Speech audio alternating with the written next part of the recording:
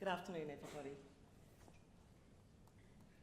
First of all, we'd just like to thank the FACN for the opportunity to present today.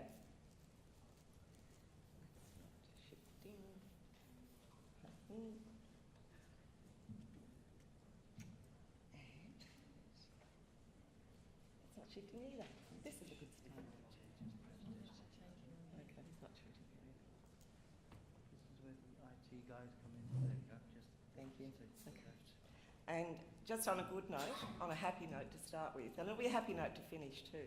I'm not sure if you're aware, but the Australian government, following activism and advocacy from the Australian College of Nursing, the Australian College of GPs, the Australian College of Psychiatrists, the AMA, and a High Court challenge, repealed the Border Force Act last week, so lifting those restrictions.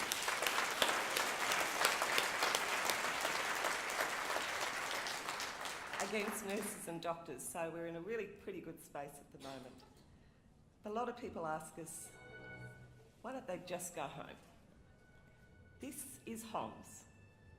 Prior to the war, Homs was an ancient city full of architecture, fountains, libraries, universities, bazaars, hospitals. It was a multi-ethnic centre where people basically lived in harmony. And prior to this terrible war, Syria actually was the home for many, many refugees who had fled surrounding countries. And in all cases, they were welcomed with open arms.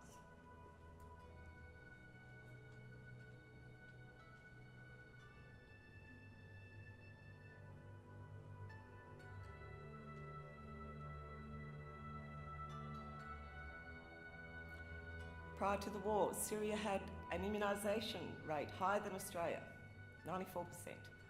They've got an extremely high literacy rate. Women particularly, graduates of medicine, pharmacy, dentistry, teaching. They were a net exporter of food, famous for their crops, their apricots, their almonds, and their wheat. So when we think about why don't they go home? Because in a lot of cases, there's nowhere to go to. But since 1945, Australia has resettled over 750,000 refugees, and that's a record we should be proud of as Australians, from war-torn countries right across the world, and providing opportunities for people to reclaim their futures. We are a signatory. We were the first signatory to the 1951 Refugee Convention. And we actually do have the best settlement program in the world. But now, with the unprecedented movement of people across the globe, 65 million people looking for refuge. And this is a great photo. This is the day the Jordanian government finally opened a river crossing from the north of Syria, and 60,000 people walked to freedom that day. The time to launch the Refugee Nurses of Australia is now.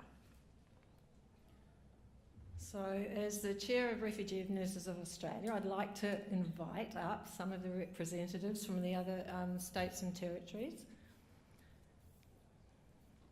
And just to also say that, you know, in the next 12 to 18 months, we have approximately 27,000 humanitarians arriving in Australia, across Australia, and also about 30,000 people who are seeking asylum.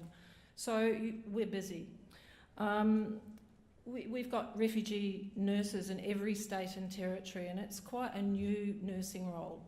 Really, since the early 2000s, the refugee health nurses have been working across Australia, and we're becoming more and more. Now, some states and territories have substantial funding for these positions, and they work in mostly in community health centres. But others don't, and we're seriously working on getting more funding for refugee health nurses across Australia. So the nurses are integral in providing initial health assessments, coordination of care, and, you know, also being a very trusted profession for this really vulnerable community. Okay, we're forming the national network, and we basically formed it a few months ago, which is really a network that we're doing on webinar, where we do all connect up to share resources, to share information, to actually have a go at getting some national clinical guidelines for the refugee health nurses, and to provide leadership in the development of national health movement. Anything else you want to say around that, Julian?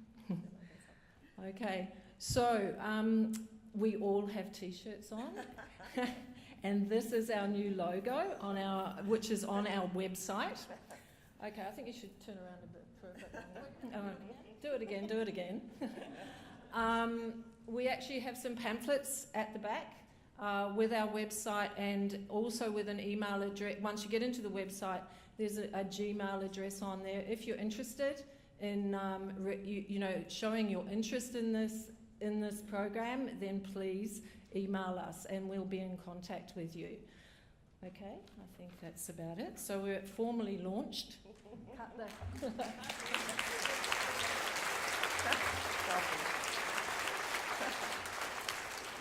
And we know that successful...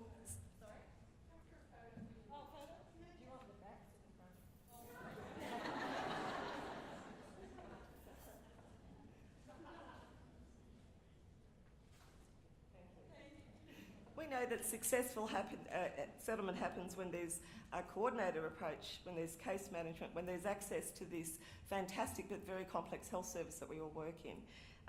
We know that happens when there's cultural competence, but particularly when nurses are involved and lead the way, and that's what we do in everyday practice. So apart from the networks here that you can see, we all come from different states and territories. I'd also like to acknowledge and welcome those nurses across Australia who care for refugees in their everyday practice. Whether you're in the operating suite, whether you're delivering the baby, whether you're in the mental health suite or in palliative care at the end of their journey. So please join us. It's not just about refugee nurses, it's about nurses who also care for refugees. As I said, it's a nurse-led other models of care. There'll be, these are the things that we think people need to have, particularly that political awareness, because as you realise, we work in such a politically toxic space, and thanks to the ACN for all their quiet leadership and advocacy around that as well. So we'll have rural and regional and urban members, a national steering committee, we'll have research, advocacy, education and networks. And hopefully we'll have you come join us. Thank you.